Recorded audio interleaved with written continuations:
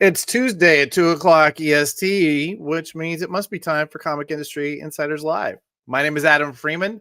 Once again, we are here for a tight 1 hour where we're going to talk about all the things that have happened in the comic book industry in the last, well, actually, we can't even cover all of it. It's been an eventful week. This week, normally, my co-host is a man named Brian Garside, and he does an incredible job of that, which you will see because now we're going to have to figure out how to do it without him. We're going to see how great he was at it. So, but luckily for you, I will not be here alone. As when I told my wife that this was happening, she said, wait a minute, you're going to sit there and talk for an hour? No, lucky you, you're not. This week, we have a very good friend of mine, somebody I work with on a daily basis, someone who it has been my pleasure to get to know over the past couple years. The Eisner Award-winning editor, the writer, the marketer, the man of many, many hats in comics, Mr. Joe Keating.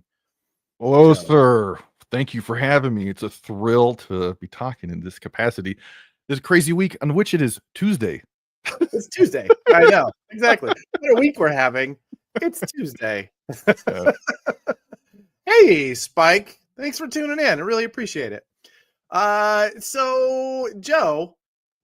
Good. So, Joe, buddy, how has you have been watching this from the outside? You and I talk on a regular basis, but tell the audience a little bit about your history and in the comics industry and how this time feels different than all the rest of it.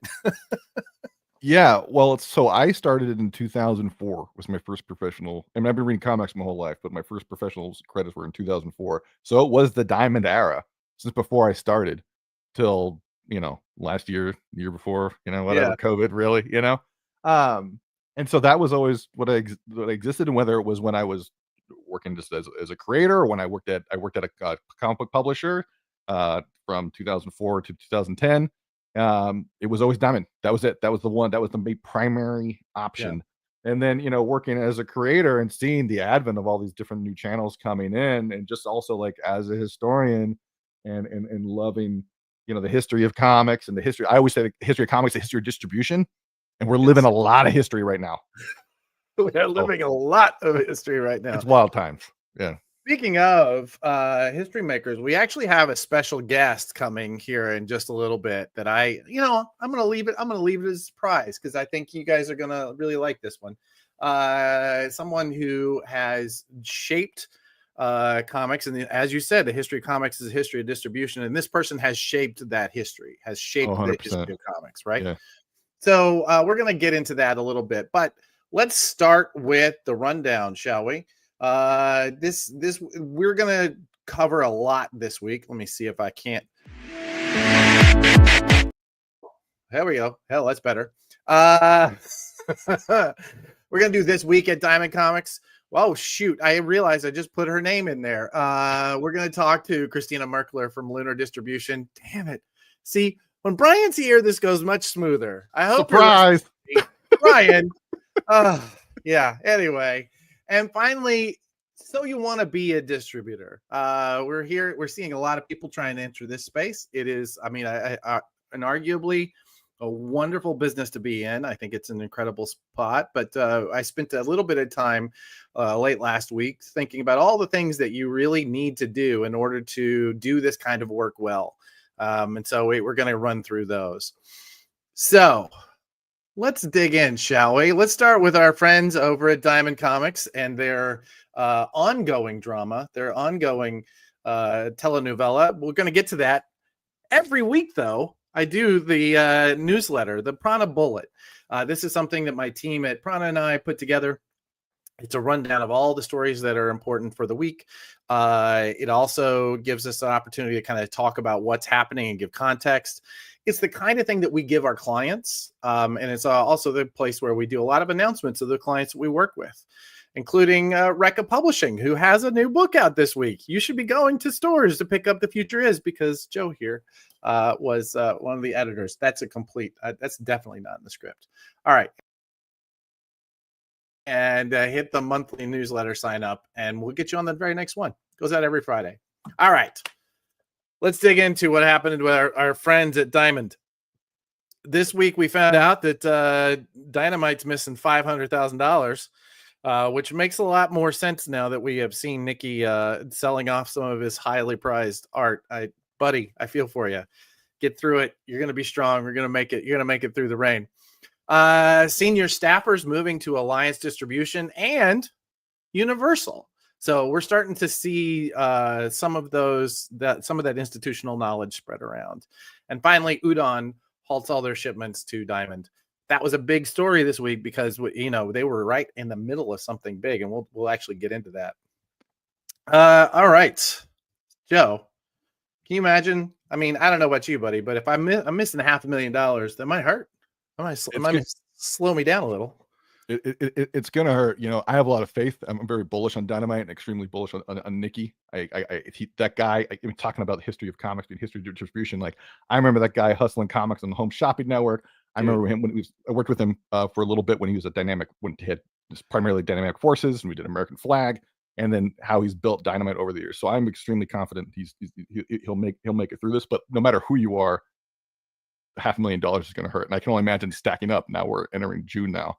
I mean, no question. 200,000 1 month alone is Nicky is on my list for Comic Industry Insiders, the podcast that we do once a week. Which, by the way, we're announcing this week. We're taking a hiatus for the month. If you're a subscriber, we won't have any new ones this month. We just had to have some time to build up, and frankly, I'm moving. As you can see, there's lumber here. Anyway, all this to say, Nicky has been high on my list of people I wanted. Oh, yeah. How I want to get his story, man. That's a guy who legitimately started hooking lawn boxes into the back of a truck for a guy for I don't know how much per hour. Like, that's where he started, and everything built up from that. Dude's a hustler. And speaking of, Nick would also be stepping in to say, if you haven't already, why have you not subscribed, and hit the alert button? He's always in the comments reminding me to say that. So he's right. Subscribe, and hit the alert button. He's and a big benefactor of this network, of the Experience Network. He's a huge. Yes. Yes, indeed. We've all gotten some gray hair. Before I go too far off of it, I do want to say, Spike, we do once a month, we do go through some of the sales charts on the Prana Bullet. So make sure to be here next week when we are talking about that. All right. Well, I think that if anything, we did hear that Diamond also got another round of funding, another round of loans to get them through this period. So hopefully Nick and the crew are going to get some of that back here real soon, because we're rooting for you, my friend. 100%. All right. Next up, Alliance Entertainment hires 7 from Diamond. That's a big chunk for somebody who we thought they were going to buy Diamond Comics, and then they did not end up buying Diamond Comics, and there ends up being a whole lot of back and forth. And we've covered that ad nauseum. We've covered that ad populum on this show. Feel free to go back and watch other episodes. But this is a big move for them, right? They're going in. Essentially, it looks like they're coming into this space anyway, with or without. Yeah, no, this is a huge investment into the comic space. I mean, no matter look at Mike Schimmel alone. It's not just that he was a VP at Diamond. He goes back to Capital. Like these are people who know how comic book distribution is actually built. So, I mean, I'm just reading the tea leaves here. I have no other insight beyond what's public. But you look at these names, and you can guess the cost and add it all up. This is a company that it cares about comics distribution in some form or another. So it's going to be very interesting to see how it builds out from here. Mike Schimmel, I think, he's named up top here. I've known Mike now for probably 20, 30 years. And when I got to know him, he was the outside sales team at Diamond, which meant that they were sending people out into the field to work, to talk with comic shops and sell more product and grow the number of comic shops out there. So the dude has been all over. He has worked his way through the sales staff and he's a hustler. That's for sure. That actually leads us to Universal Distribution. Now, this is a really interesting piece of information, because what it says to me is, it says a lot of things, but to give you some context, to give a history again, Diamond Comics ends up selling out of bankruptcy to two different organizations. Universal Distribution, the Canadian distributor who has been trying to enter the US market for a while. And then it seemingly, kind of reading behind the scenes, it seemed that they had to partner up with Ad Populum, the they're a big company that owns a lot of smaller companies, mostly in toys and that sort of consumer products. Ad Populum seemingly owns DCD. In fact, they've made announcements on behalf of DCD saying we are now the owners of this. We're keeping all of the wheels on the train. Everything is moving. But their partner in this buy, Universal Distribution, is hiring up the staff, the key staff. Now, we're not talking about who on this. We kind of those behind the scenes. We've heard from some names. I don't want to turn over that hold card for them, but I think that they are some of the people that I would hire. They're definitely on the list of people that I would hire as the ones that they are kept on if I were trying to run a pretty major comic book distributor. So I don't know. We'll see. We'll see how this goes. I think it is interesting to see that. I mean, is it possible? I don't know, Joe, you've been in this as long as I have. Is it possible that we're seeing Ad Populum and Universal? Are they going to go head to head, or is this like I mean, this has got to be sort of a name switch. I don't know. I don't even really know what to make of this. I believe in the future where it is. You know, like comics were at its best. I mean, like, you know, everyone goes back to like 1986. We talk about that a lot, and there were a lot of distribution choices back then. You know, I think it only benefits comics to have more players. And I'll say in a more present day, I am really encouraged by the names that I am hearing that are coming from Diamond, because a lot of really good people are now staying in the industry, which I'm really excited to hear. So yes, you know, obviously we need good work to you know, for those distributors to be distributing, but I think it's coming, and a lot of it's here. So good time. I think it's also, you know, it says a lot that I always make a joke that comics will never, once you reach a certain level of skill and experience in this world, comics won't let you leave. Yeah, I thought I was out. Like, keep pulling me back in. I know. You tried going to video games, right? So I love this stuff too much. And that's the thing about with comics people, not only is there an incredible knowledge base, but a lot of people that you talk about at Diamond and you know, now that they're spreading around, the distributors, they get this space and they love this space, and comics definitely needs that. You know, comics needs people to know how all this was actually built. So I'm really excited to. That's truly the case. And like I said, some of the people they're keeping are some of my favorite people in the world. So I'm looking forward to that. Finally, bad news from Diamond. We heard that Udon, who is shipping out in the process of shipping out Mega Men Timelines, decided to halt all shipments to Diamond. Now, this is probably has a whole lot to do with you know, getting payments, not getting payments. It has a whole lot to do with who is consistently shipping and who's not.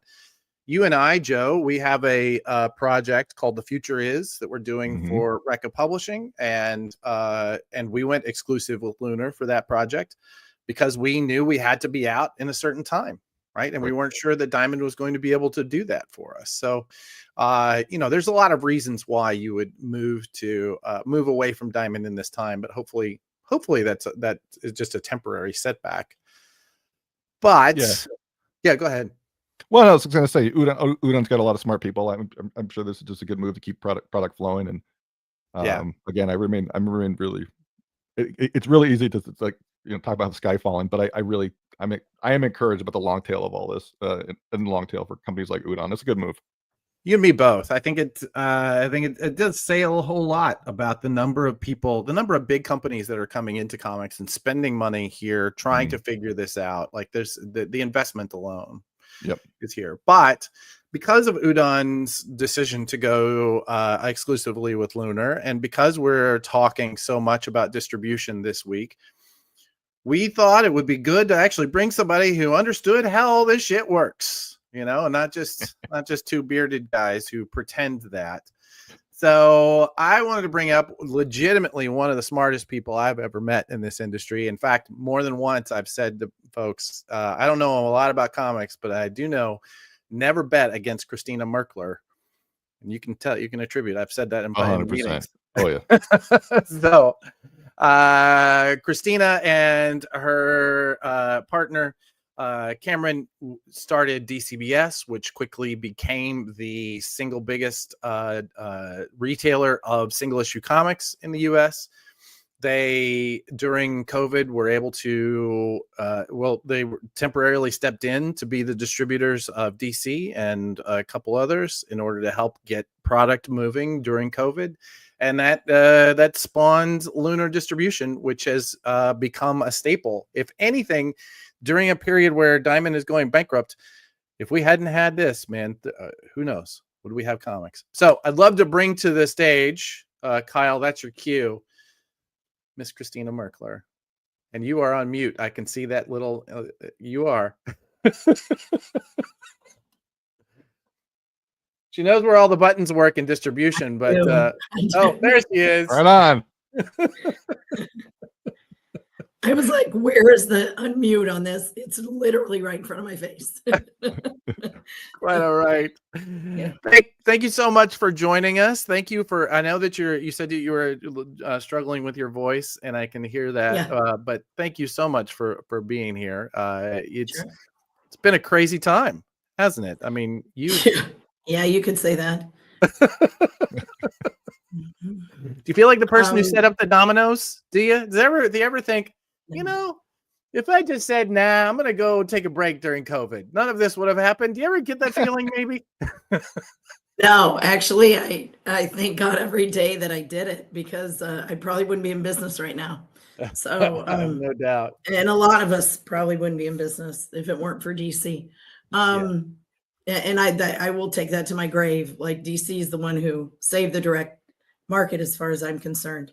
No, I mean, yeah, the last few months I've questioned a lot of stuff, but no, I mean, it's what happens when competitors come into the marketplace and people, really start making decisions that are better for other people, even behind the scenes. Yeah, 100%. I mean, I think everybody has had to, the development in the systems have been put in place it's just remarkable how quickly that is all moving now. And it's really genuinely because everybody who is on the field you must develop, right? We must make this better, right? Yeah.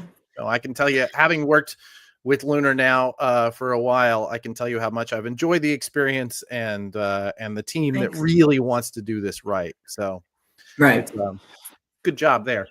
Can you give us some color on this udon situation? Obviously, there's a bit of a clumsy handoff that happens for everybody. How did this come about, and what is the plan for retailers in this launch, this Mega Man launch? Do you know? Well, I just caught up with Eric yesterday for Udon. I mean, really, any time that somebody is dealing with a decision to leave a distributor is difficult, right? When we initially spoke to them and they were just looking at their options and they said, hey, we want to just go ahead and add you as an option as a distributor. They were incredibly loyal to Diamond. They had worked with Diamond for 25 years. And, they were generally happy with what was happening with Diamond. And, when I spoke to him yesterday, he just was like, look, I don't, I think everyone just doesn't know what to do, right? Yeah. Like, there's not a whole lot of communication happening. I mean, even as a retailer of Diamond, I have zero communication. I don't know what's going on. I don't know what I'm getting. I don't know what's getting canceled. I have things that aren't being filled. And so when a publisher sees another publisher say, hey, I haven't been paid for $500,000, you're going to get real nervous. And so I know that, he didn't speak to me about saying that he was leaving Diamond altogether. Because I think he was still kind of making that decision, but you're saying like it was announced and everything. We didn't discuss that. He just discussed, look, I want to make sure we get our full slate over to you. We have this much manga, we have this much in trade paperbacks, and we'd like you to start carrying them. And so that's what we're going to do. Unfortunately, I do not have a never-ending warehouse. It's actually fortunately and unfortunately, right? So I said, okay, we can do that, but we're going to have to, put little by little in, which is what we're doing with Abrams. It's what we're doing with Scholastic. Because I can't throw extra several hundred units at the warehouse every single week and expect them to do things the way that we've been doing them, which is really well. Sure. And we have an auxiliary warehouse that we were supposed to move into 2 weeks ago that because of inspections and whatever else, didn't happen. And so we're, a couple of weeks behind on just moving some excess inventory out to make sure we can, get this pick line righted to adding, 50 to 100 more SKUs every week. And that's a lot, so, we are of the mind that we don't want to be the biggest. We just want to be the best. So there are a lot of publishers who I will probably never carry. And it's not that I don't think they're good publishers. It's just that I only have so much bandwidth and the team only has so much ability to do it exactly right in the best way. And sometimes it just doesn't make sense for us. So I would love to go back and unpack some of the stuff that you just hit on. What would you say when you look back on this whole experience, like where were the big growth moments for you? Obviously, a lot of this has been forced on you, but I know that, you've made some very intentional moves, as you just said, not being the biggest, being the best. I know from dealing with retailers that your shipping has always been top notch, that your negotiated rates have always been really excellent. But can you talk about some of the intentions behind those things, and maybe where your intentions had to be reshaped by the reality? Hey, yeah, because they sure did. They got reshaped real quick this last few months. When you go from 4 employees in the beginning to 30, and then now we're at 120, it's not an easy road. It's a lot different, even type of culture in the warehouse at this point when you have that many people. And then I'm more forklifts and order pickers, and then you kind of have to change your whole idea. Initially, obviously DC, we gave ourselves a full year of having DC before we took any publishers on. And then our first publisher was Scout, and they were an easy, to flow into the system.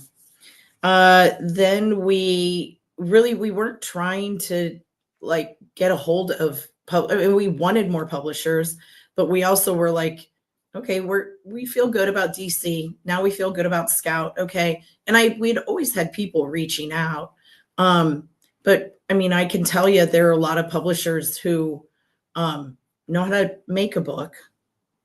They just don't know all of the other things that go into actually getting it through a distributor and it actually working properly. So we had to look at, okay, whoever reached out to us, we had to really take a look at, how well they sell. Even we would go and check the DCBS system in stock trades, because it's a good gauge of the market because we're big enough. And then we would say, yeah, actually they make sense, I think. And we would also say, well, I don't need all of these publishers that only do this type of product, right? We need someone we needed a Fantagraphics. We wanted an Oni. We wanted, people who would create a better mix for our retailers so they have a better selection within their stores. We did the same for when we added Pow Pow. We were like, this is fantastic. They're a lot like a Drawn and Quarterly. And that's actually how we got Drawn and Quarterly. So we're trying to be super mindful of that. Kyle, help. I pushed the wrong button. Okay, thank you. I shouldn't push any buttons. I should let Kyle push the buttons. Isn't that what yeah. you don't pay me for? I know, exactly. God damn it.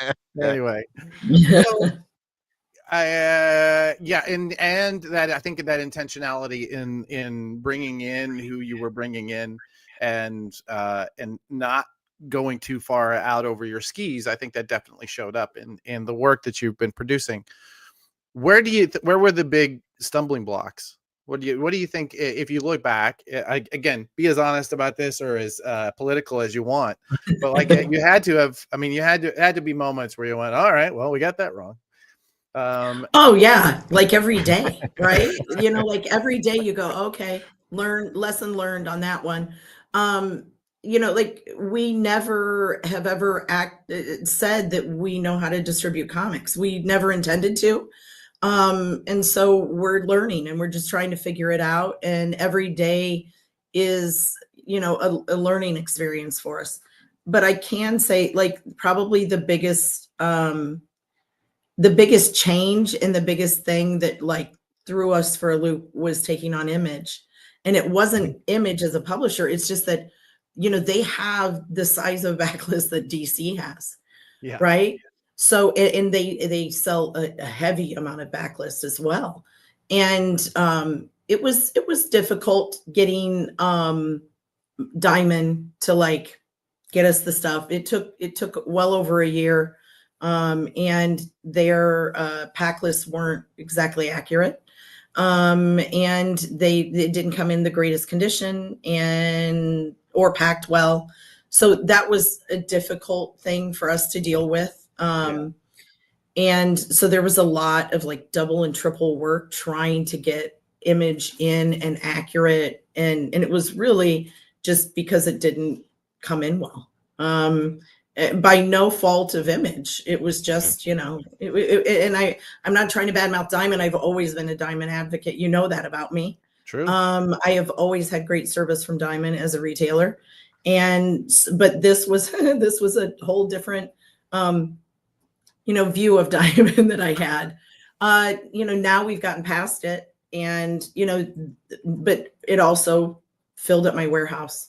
So then the Diamond thing couldn't have come at a worse time for me, because we were planning, you know, on purchasing land and building a building and really like being proactive in our growth. And I had, you know, I knew that there were things that weren't quite right with Diamond, but I didn't know it would happen so quickly. So that was the thing that threw us most for a loop, because then you have 100 publishers that come to you, and then everyone wants you to be the savior of the industry, and you just can't be. Right. Yeah, or the savior of publishing, I guess, right? And we just couldn't. I just like I had to. I mean, they forwarded me probably 20 emails a day on people just saying, "Hey, yeah." No hyperbole. And 20 emails a day. I believe that. Yeah. And it's like, and it's difficult because like, I'm like, okay, I've never heard of them. And then you know, it's a lot of processing of looking at their site and seeing what the capability is. And, you know, and the thing is, you know, we want to be the nice guys. Like, we want to encourage everyone, but then it reaches a point where when you're taking care of some publishers and their numbers that are coming in are like, what are we doing here? Right. And I'm sure that's what Diamond reached at some point, where they're like, look, we're going to have to put minimums in place. We're going to, and that's what we're starting now. We have to limit the number of covers they're offering, because I can't put 7 covers up and then I get orders for like 150 for a cover. Like, it doesn't make efficient warehouse sense. When you have people on a big pick line, you know, picking, you know, we want to pick 5 copies or 10 copies, or, you know, ideally, right? Because that's the only way you even break even in distribution.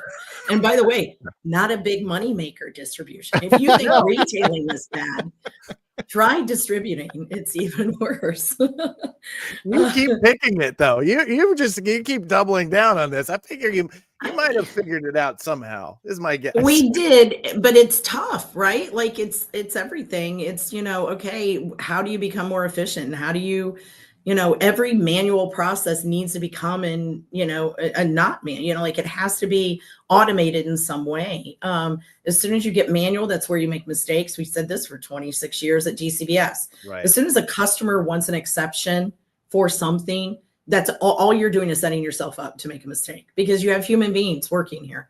We aren't robots. People are going to make mistakes. And retailers are not great, big, forgiving people, generally speaking. So, you try your best. What are you talking about? I have never Yeah. had a retailer. There are some that are great. I mean, and most are great, I should say, really. Truly. But like anything in any industry, period, you're going to have people who you can never do it right. It's never going to, you're never going to satisfy them. So, you just keep trying. Yeah. Well, they may never tell you when they're satisfied. They're always going to tell you when they're unsatisfied, right? Exactly. Yeah. Like any customer. Yeah. Exactly. Yeah, I can tell you it's been wonderful watching you guys kind of take those reins and I mean, obviously you can't be there for everyone. There is a limit to space, right? Space is the key, right? It's a real estate question at the end of the day. So, so when you're looking now at small press, independent press, when they come to you, what does a publisher who would fit for you? What do they look like? I just talked to one the other day, and I said a publisher that listens to feedback because we know what we're talking about. Mm-hmm.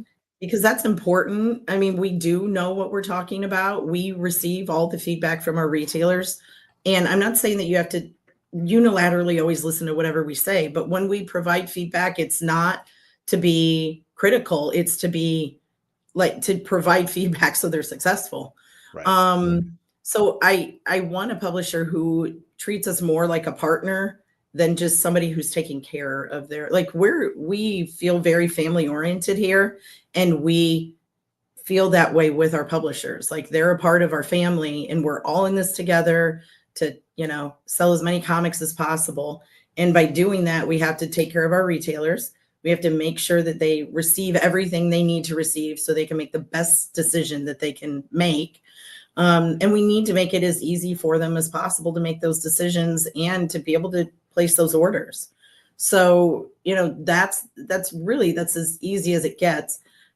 Ideally, you have something where and I know I saw this in your newsletter and I was like, I said this for 7 million years, is like, you have to be consistent. You have to you have to always manage your customers' expectations. And how you do that, be consistent. If you put out good product consistently, you are going to be successful. It is not rocket science. It really is that simple. You have to keep showing up, and you have to keep showing up in the same way. The show's a fine example. When I knew that we were losing Brian for the day, there was a moment of, do we just cancel? No, you don't cancel. You show up. Yeah. You show up on Tuesday at 2:00 and you do the work. For you guys, the box shows up the same way every time, and when you're dealing with a vendor, it shows up the same way every time. Right. Mm-hmm. That's exactly. I love the analogy that you don't want to hear from your surgeon who is about to do your heart transplant. I'm just really not feeling it today. Right. The market professional is somebody who shows up no matter how they feel. Right. That's exactly what it means. Yeah. So, well, that's really, thank you for that, because I think there is obviously a lot of pressure, a lot of concern from the small press about how they're going to be distributed. When you talk to somebody who is maybe not ready to go into the direct market, maybe you feel like they're not going to sell well enough, or whatever, you have to make those decisions because, as you said, you are dealing with atoms, not electrons, right? You have to find homes for their product. What advice do you give to a publisher who comes to you and says, hey, I really want to go into the comic shops. Can I get distributed? But they're not ready. Do you have anything that you say to them? No, I'm too nice. It's really hard to hurt someone's feelings. Yeah, it is. Usually I will say we don't have room. And Yeah. and it is true. Like that's the thing that I've been able to say because it is absolutely the truth. What I have said in the past is like, we're not quite ready for you. Let me, please reach out 6 months from now. I can let you know. Just recently I told everyone, we were going to be ready in June, and now the warehouse is delayed. But I had given myself, I said, hey, reach out to me in July. Now I'm hoping by mid-July, I even know, what I have the capability of. But the thing that I can say to any publisher is there are other avenues, like Kickstarter. And I hear there's a Filbo distribution Yeah. that was started. Heard about that. I don't know how feasible that is for the average retailer. But I think that there are other ways you can self-distribute and self-promote that, it may actually be easier for you than trying to go with a big distribution company. And I think a lot of publishers feel like they have to be distributed, because, Looks like we're cutting out. Hopefully this is not an indicator of a problem. spinning. Okay. Are we good? Okay. I can hear you now. There we go. There you go. Yeah, there we're you good go. now, yeah. We had 140 publishers we were carrying, because between Lunar and PRH and Diamond. And at one point last year, I said to Cameron, I was like, look, this doesn't make sense. Like the bottom 100 publishers, I might sell one or two items from. And it doesn't make sense for the average retailer to do that. There's no profit in that. There's no, and I think that if we were to take all 100 publishers on, it would be the same thing. They would just be lost in the shuffle. And I don't think they have the ability to really, get seen by those stores anyway. So although they want it, it's probably not in their best interest. And it's a lot of work to get solicitation files to us and make sure the covers are ready on time and figure it out with their printer. Like it's not for the faint of heart. There's a lot of process that gets those books to the stores that a lot of people aren't aware of. So I think sometimes it's better to just do it yourself when you are that small. If you're going to sell 500 to 1,000 copies of a book, that's where you start saying, okay, I should be distributed at this point, because then you have the potential to maybe double that, because you have a greater exposure within the market. But if you're selling less than 100 copies or even 300 copies of a single issue book, it's probably in your best interest to just do it yourself. You know what? I love that because it's concrete, right? Yep. It's if you are under 300 copies, time to grow your audience, time to grow your product, focus in on what you do and make it good. Right. Joe, you and I talk about this a lot about, it is about refinement. Yeah, it's about refinement. And first thing, I really appreciate all your insight. It's really great to hear because I talk with creators every single day about a lot of them want to be entrepreneurs and do it themselves. And yeah, you're talking the units are talking about. But what I love about the structure that you laid out is like, okay, make yourself undeniable. Like go through Kickstarter, go through wherever, and then go to the point where Lunar hears about you, and or whoever hears about you. And I don't know, creatively, I'm excited to be back in comics now because I feel like between what you all did, and thank you so much. I'll say this is someone making his living in this industry. Thank you so much. A lot of credit DC, but you picked up the phone. You said, "All right, we'll do this." You did it. But yeah, I don't know. I think it's really exciting. It's difficult, like you said. It's a lot of hard work. You don't want to do a lot of hard work, you're in trouble. But we were talking before the show. A couple of guys in Northampton, Massachusetts, did a lot of hard work and they created turtles. You know what I mean? And they didn't start off with huge distribution. They were hand sewing. Right. So who's that now? So and those were people that really did focus on they did focus on creating a brand and creating a product and creating something that was refined. What's that? What do you have in the background there? Machine? Or It's my ghost machine hat. Yes, of And a course. little note Yeah. from Jeff, which Aw. is great. Yeah. We love Ghost Machine. They're great. Bye, Danny. Thanks. Well, thank you so much for coming on. Yeah. I think that Of this course. has been short but gold. If you don't mind, I'm going to run through some advice I have for anybody who wants to enter distribution. And I'd love if you can stick around for just a couple minutes. I'd love to hear your thoughts on it. This is something I shared in our newsletter, but if not, thank you. I'm going to go ahead. Kyle, I'm going to go back to sharing my screen here. And we're going to talk about why anybody would want to be a comics distributor. I don't know, Joe. Apparently, so where this came from, Joe, was when the Diamond bankruptcy was announced. I got pulled into, I think it was right at 12 different meetings, different people who wanted to handle small press distribution. And each one of them had a slightly different view, and some of them had some newer ideas. But none of them really knew how difficult this was going to be. And so it became my job to say to them, yeah, this sucks, man. I don't know if you want this gig, because here's some of the things you're gonna have to think about. So I put together this slide. I'm gonna jump over there. All right. So there are basically 8 questions you need to solve, problems that you need to solve if you want to go into this problem. And the number one is real estate.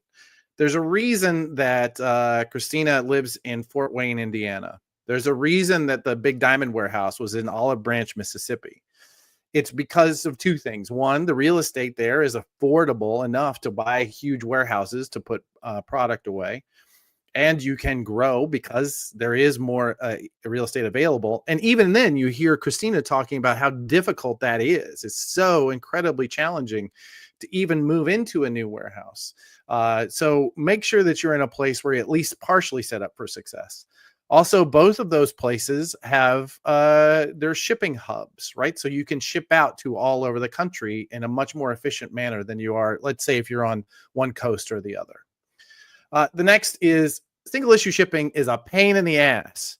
Anybody who has ever done this, anybody who has ever fulfilled a Kickstarter, or anybody who's ever worked with what is known as a 3PL or third-party logistics company, or just a big box fulfillment house that is used to putting hardcovers into things or just toy boxes into other boxes, they all tell you they can handle single issues, and they all lie because they don't know how difficult it is to create a product, to get a product from point A to point B in a condition that a comics fan would want to buy.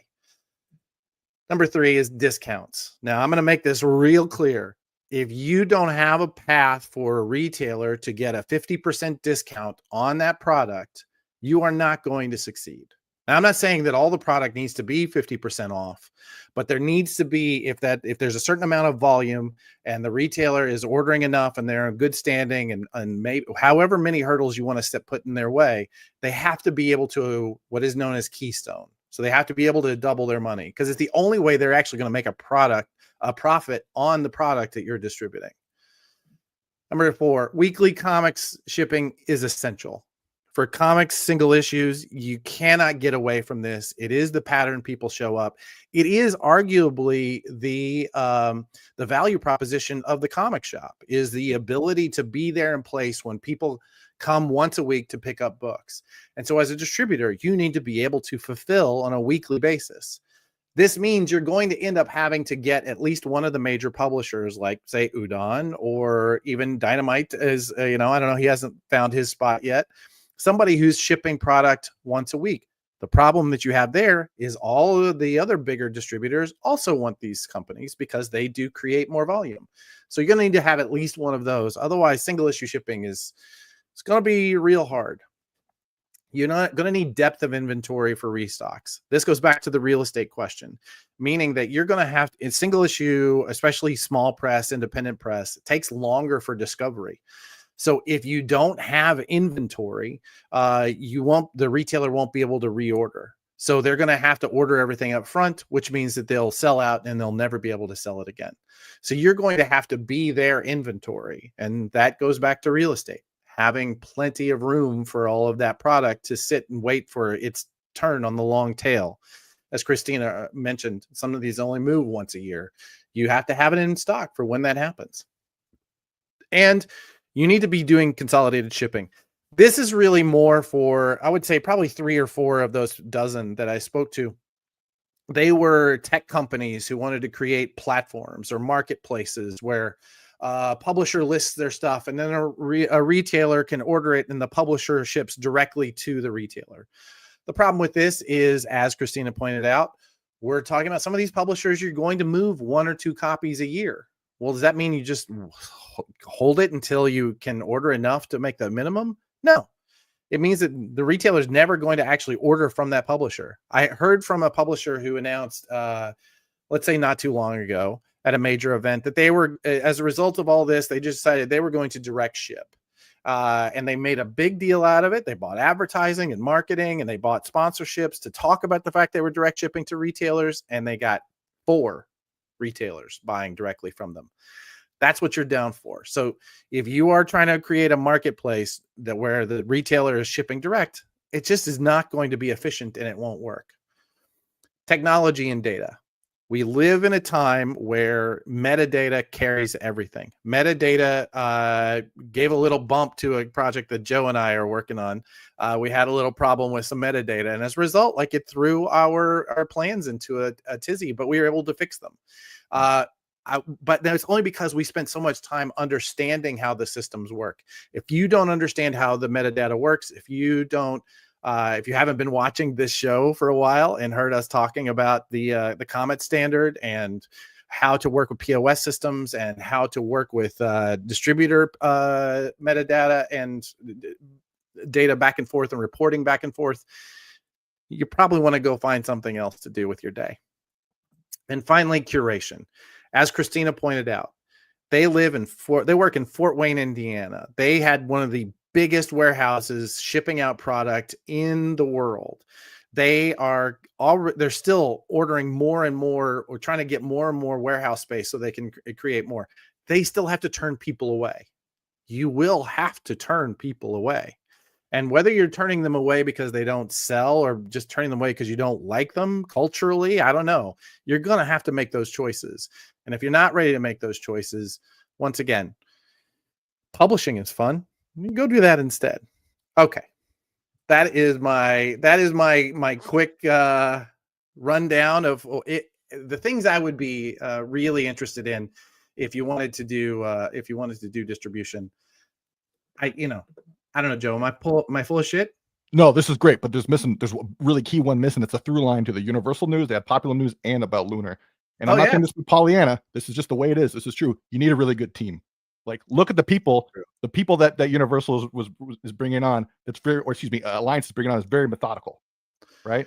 Like, the Lunar team we work with directly, like, the people who really know this business. They really know product, like she was talking about, like with curation, for instance, and who to bring on, and have DC have a year. You need people who know to make those decisions on your side. If you're going in, you're just gonna, hopefully wish for the best. That's not gonna work, because all 8 fall apart without a team who knows what they're doing. So, and I would argue that, in my original essay about this, I said, like, if you don't have this, you need to hire for it. 100%. And that's okay. It's okay to not be good at everything. You don't have to be good at everything, but you do have to have a team. I'm going to add Christina back into here. What did how'd I do? Yeah, pretty good. Yeah. Honestly, depth of inventory for restocks is a tough one. Yeah. Because you don't know initially when you are distributing, like, what you're going to need.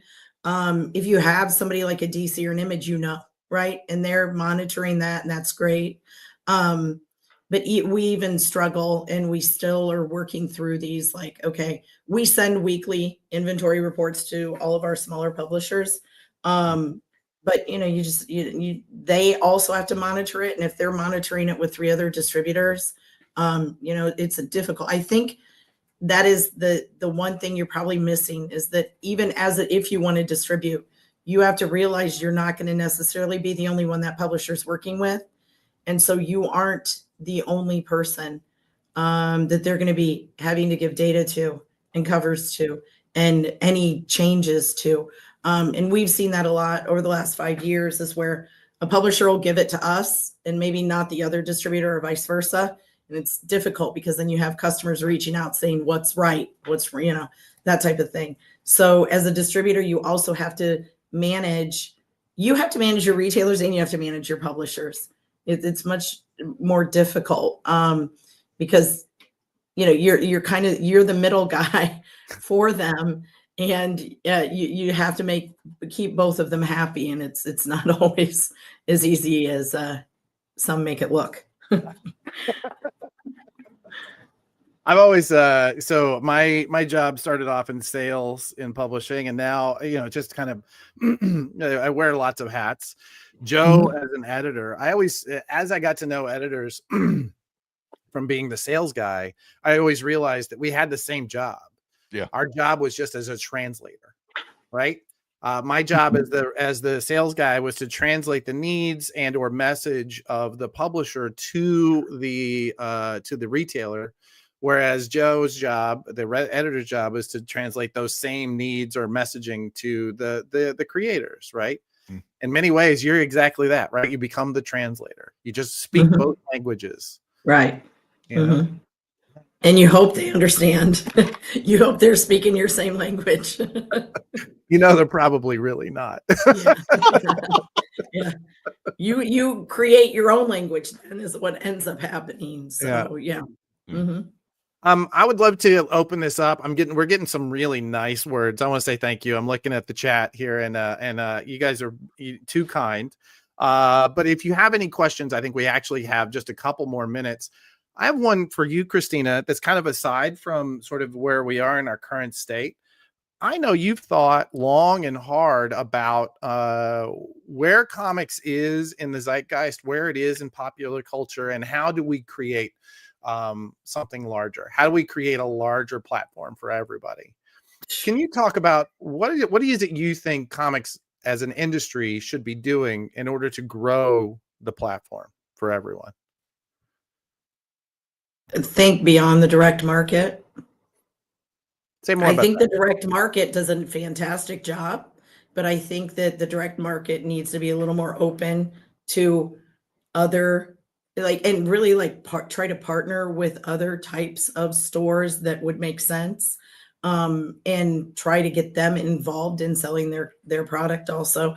And I've always been an advocate of having stuff go into mass market, into a Target, into a Walmart, because that's where the majority of people shop on a daily or weekly basis, that may never come to a comic shop, but they might if they pick up the first volume of something, and that's the only thing they can get at that store, at a Target or a Walmart, because they're never going to hold the deep inventory that a comic shop is going to.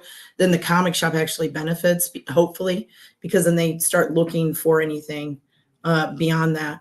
So I think that's a big part of it. It also, when you see it on a regular basis in a regular place, right? Like your Target or your Walmart or your whatever, even your grocery store, which I know is also a big problem.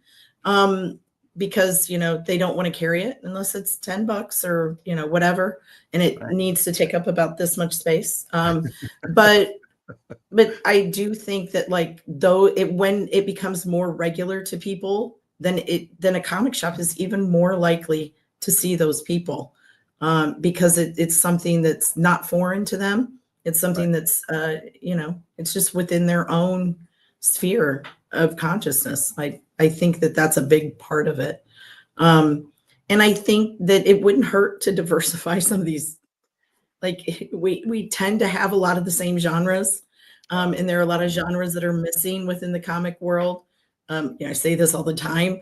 There should be romance comics.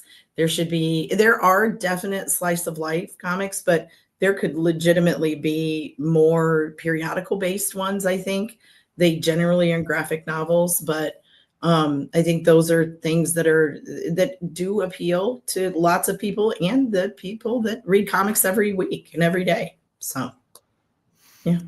I have one more question. I have one more. Then we have one from the chat. I just wanted to bring up this a hi from Rich at Walsworth. That reminds me, Walsworth is a printing company that has printers here in the U.S. And is becoming a much more important player as people are trying to bring some of the printing a little closer to home. Are you? I mean, I know that we're in a dynamic situation as far as tariffs go, but how are you thinking about tariffs as it relates to the rest of the industry, and how comics is going to deal with that going forward? Well, I mean, luckily the printers have been like protecting some of the bigger publishers from these tariffs. So that has been helpful. I've really been just crossing my fingers on this one because I don't have, I have nothing to provide or help in that respect. But what has happened is now, we have Walsworth, we have Sheridan in Kentucky who are printing books for major publishers and they're domestic. And I don't think that's a bad thing. I'm not saying the tariffs aren't bad because I hate those, and I think they're terrible for our economy. Yeah. Just on my own, Understood. soapbox there. What I do think is that the comic industry is always going to figure it out. Like we are scrappy. So like the publishers will figure it out. The printers are going to figure it out. The printers in Canada don't want to lose this, this money either. And especially because, they had their own implosion, after Quebecor and everything. Yeah. So they want to make sure that they're protecting what they do on a day-to-day and weekly basis as well. And I think the tariffs are eventually going to go away, or at least not be such a tremendous, problem for our specific industry. And, I hope that continues. Our friends at the Comics Pals, I love this show. You should go on this show. You would actually have a good time. I think that they should reach out to you. Okay. How's Christina see digital comics position within the industry in the next 10 years? What do you think? Are digital comics a real thing? I mean, they are. Lots of people read comics digitally, and there are a lot of people who just can't take on physical product anymore. But the thing is, like, until publishers really like make a concerted effort to make it a big deal, it's not going to happen. So they're trying to protect print, and I understand that. As long as they continue to protect print, though, I don't think digital's ever going to be a thing. Yeah. Be interesting. Yeah. All right. And last one. And I do think this is a really great way for us to end. And I'd love to hear from you, Joe, on this one as well. Oh, sure. Distribution monopolies like Diamond seem to provide stability and convenience at the expense of innovation. What do y'all think a healthy distribution ecosystem looks like? So if you had to put on your hat and we have an ideal comics industry in 10, 15 years, right? Or 20 years from now, let's say 26 years from now, when Diamond would have been a monopoly. What does that look like? What does a healthy distribution ecosystem for our industry look like? Is it Christina owning everything? Everything comes through you? No? No, I think it's healthy if I can provide all of them, but I don't have an exclusive to all of them, right? Yeah. I have some exclusives, PRH has some exclusives, someone else has, but then we're all willing to sub-distribute to each other, offer wholesale. Right now I'm not going to, because now I have to maintain my own, ability to stay in business. And so I'm not just there's a reason you get an exclusive, right? Right. It's not to immediately hand it off and allow your competitors to carry them.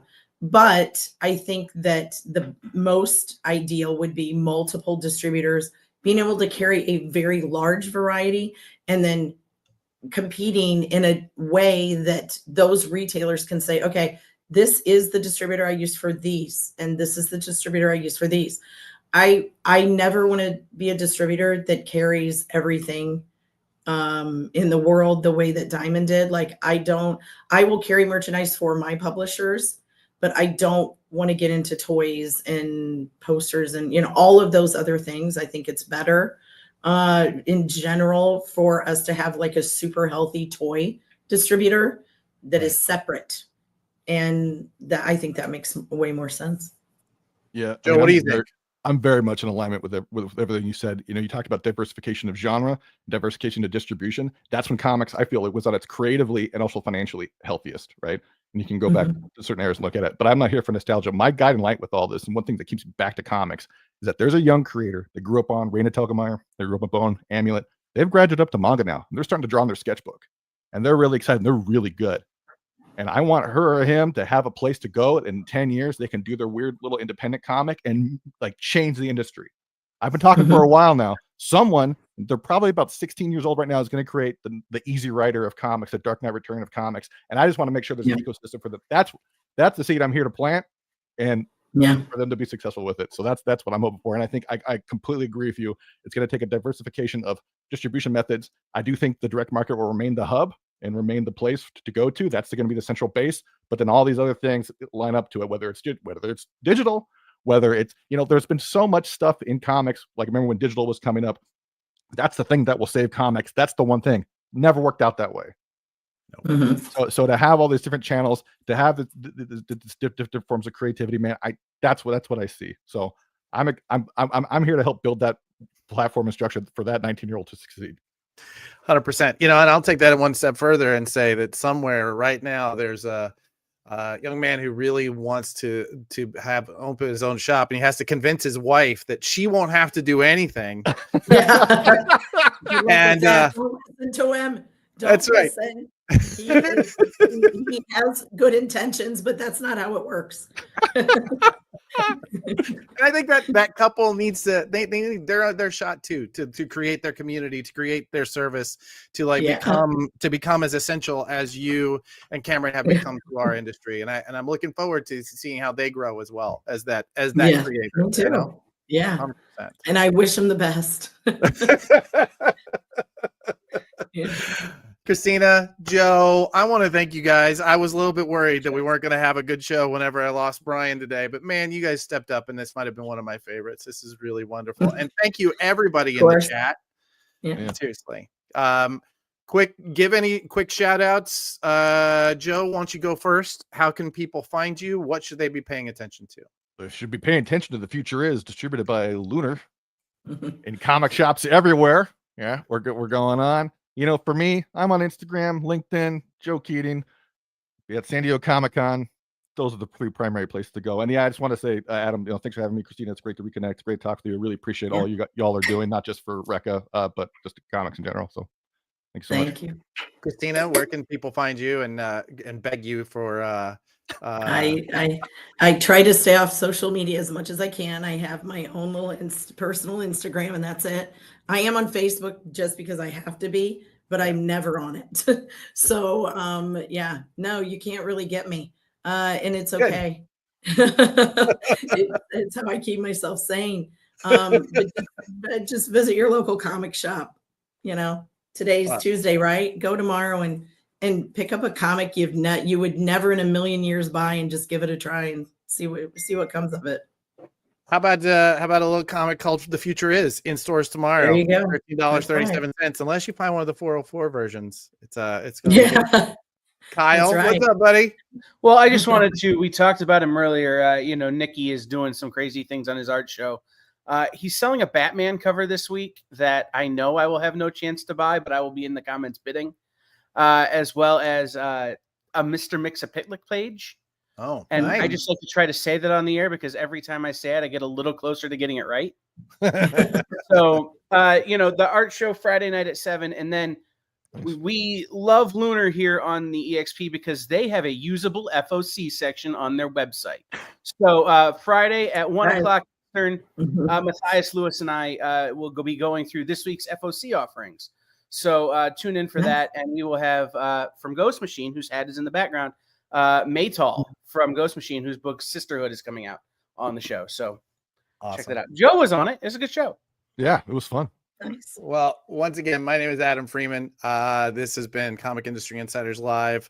we are over time, which means I'm actually late for my next meeting, and so is Christina. Me too. So we're going to go ahead and sign off. Make sure that you subscribe, pranadm.com, and hit the subscribe. And for our Prana Bullet, make sure you're back here next week at Tuesday at 2 p.m. where we'll all be professionals and we'll show up whether we want to or not. Thank you guys so much. This has been a really great time. Yeah. We'll talk to y'all soon. Bye.